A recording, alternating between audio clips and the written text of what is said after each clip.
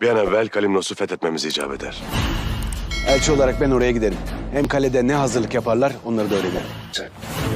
Meryem şu an büyük tehlike altında. Her şeyine el koydu.